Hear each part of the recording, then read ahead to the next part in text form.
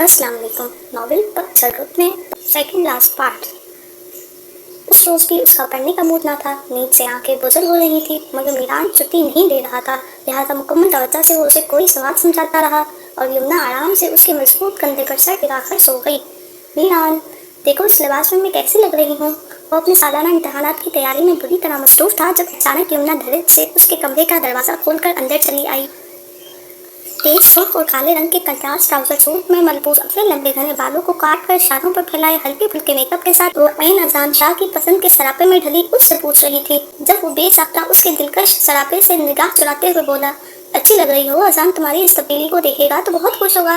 उसे खुद भी मालूम ना था कि उस लम्हे उसका दिल क्यों बुझ गया था। तो सच कह रहे हो? वो अजहद पुरजोश होकर उसके करीब चली आई। हाँ, औरत का मगरबी सरापा उसे बहुत मुतासिर करता है। और तुम्हें? यमुना कमाल को एहसास ना था कि वो इस लम्हे वो उसे खासा डिस्टर्ब कर चुकी है। पता नहीं। जाओ प्लीज़ यहाँ से, मुझे अपने इम्तहानों की तैयारी करनी है। पल में उसका लहजा सख्त हुआ था। सॉरी, मेरा मकसद तुम्हें डिस्टर्ब करना ना था। सर झुकाकर फौरन ही वो मासूमियत से बोली तो मीरान शाह का दिल फिर से मचल उठा। जाओ, जाकर तुम भी अपनी पेपरों की तैयारी करो। पहली बार अपने एहसासात कंट्रोल में रखकर नॉर्मल होना उसे बहुत दुश्वार लग रहा था। यमुना के कमरे से जाने के बाद भी वो अपनी तवज्जो दोबारा पढ़ाई की तरफ मबसूल नहीं कर पाया। अंदर बाहर एक अजीब सा इसराफ फैल गया था। यमुना कमाल अहमद को गवाकर जीने का हौसला अब जैसे कम पड़ता जा रहा था। उसके कुर्ब में बसर होता एक एक लम्हा उसके लिए जिंदगी था। वो बुज़दिल ना था, ना ही इतना अजीम था कि अपने भाई के लिए अपनी मोहब्बत की कुर्बानी दे देता। उसकी जुबान अगर बनती तो सिर्फ और सिर्फ यमुना अहमद के लिए, क्योंकि वो जानता था कि यमुना अजहान के लाख बेवफाइयों के बावजूद सिर्फ और सिर्फ उसी से प्यार करती है, उसी का दायमी साथ चाहती है। लिहाजा ऐसी सूरत हाल में महज अपनी खुशी और करार के लिए उसकी आरज़ू का खून वो कैसे कर देता, जिसकी आंख में एक आंसू भी उसे गवारा न था, उसे मुस्तकिल उदासी के हिसाब में कैसे धकेल देता। वो जानता था कि अजहान उसकी कदर नहीं करेगा। ये भी मुमकिन था कि उससे यमुना को कभी कोई खुशी ना मिलती, मगर फिर भी वो उन दोनों के मिलन का हामी था, क्योंकि उसी में यमुना की खुशी और महबूब की खुशी के लिए तो तख्ताए दार पर भी चढ़ना पड़े तो आशिक कभी इनकार नहीं करता। लेकिन आजकल वो उसे बहुत डिस्टर्ब करने लगी थी। पहले उसने अपना हुलिया अजहान की पसंद के मुताबिक बनाया, अब वो तमाम खाने भी उसी के पसंद के बनाना सीख रही थी। अपने कमरे की तरतीब से लेकर लॉन में पौधे उगाना, बेडशीट और पर्दों का रंग, सब में अजहान की पसंद को फोकियत दी थी।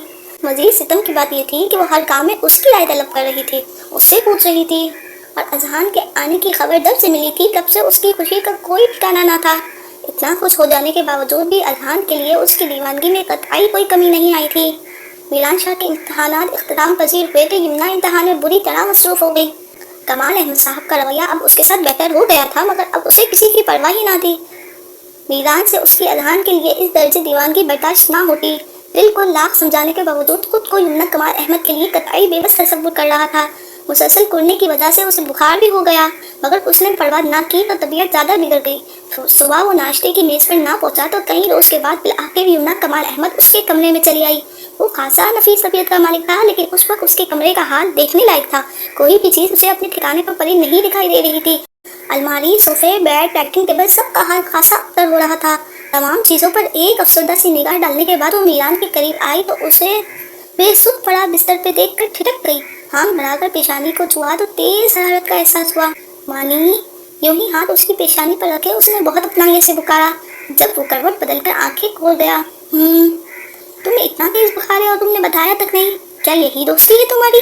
वो कदरी खफा हुई। जवाब में मीरान अपने खुश होठों को तर्क करते हुए बमुश्किल बोला, कल तक ठीक था, अचानक बुखार हुआ है, जल्द उतर जाएगा।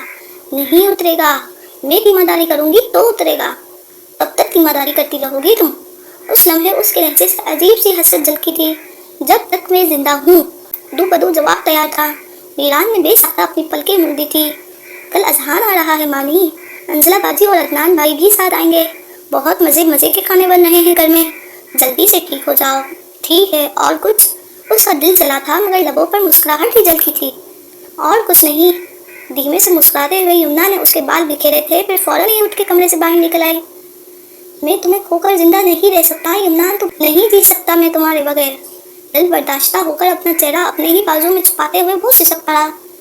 ये लो मानी, पहले नाश्ता करो, फिर ये गोली लो, तब तक मैं कबाब का मसाला बना लूँ, फिर डॉक्टर के पास चलेंगे। अजहर मसरूफ होकर भी वो उसकी तरफ से गाफिल नहीं हुई थी, मगर मीरान शाह का दिल बहुत खराब हो रहा था। तब ही वो बेजारी से बोला, मैं ठीक हूँ यमुना, तुम जाओ प्लीज अपना काम करो। अजहान के इस्तकबाल में कोई कमी नहीं रहनी चाहिए।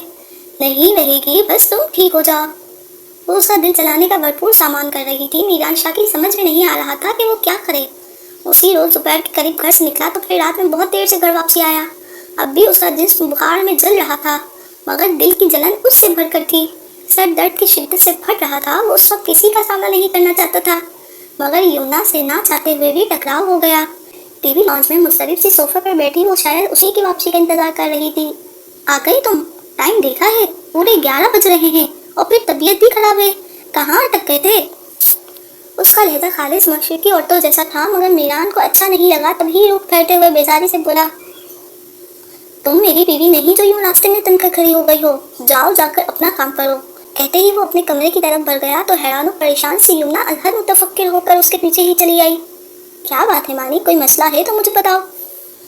क्यों बताऊं तुम्हें? तुम होती कौन हो मेरी जात में दखल अंदाजी करने वाली? वो उस वक्त कतई अपने हवास में नहीं था, मगर यमुना कमाल अहमद के आसाब जरूर झुंझला उठे। तभी वो उससे खफा होते हुए अपने मखसूस बारोब लहजे में बोली, लगता है बुखार तुम्हारे दिमाग पर चढ़ गया है। आज पूरा दिन तुम्हारा कमरा संवारने में सर्फ गया, अब रात तुम्हारा दिमाग ठीक करने में गुजर जाएगी। कोई जरूरत नहीं तुम्हें मेरे लिए कुछ करने की, मैं अपना ख्याल खुद रख सकता हूँ। तुम जाओ यहाँ से। इस तरह छलकाते लहजे में किसी हद तक गुस्से की आमेजिश थी। तभी वो धीमे से मुस्कुरा उठी, तुम अब इतने बड़े नहीं हुए हो कि अपना ख्याल खुद रख सको। चलो सो जाओ चुपचाप। जबरदस्ती उसका बाजू थाम कर वो उसे बेड पर बिठा चुकी थी। मीरान हमेशा उसके सामने खुद को कतई बेबस तस्वुर करता। उस वक्त भी अपनी बेबसी पर उसकी पलकें भीग गईं। तुम्हें वाकई पता नहीं कि तुम्हारे साथ क्या मसला है?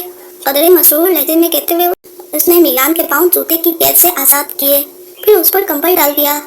हर हाल में अपना ख्याल रखते हैं मीरान जी, छोटी छोटी बातों की टेंशन लेकर दिल खराब नहीं किया करते। To be continued.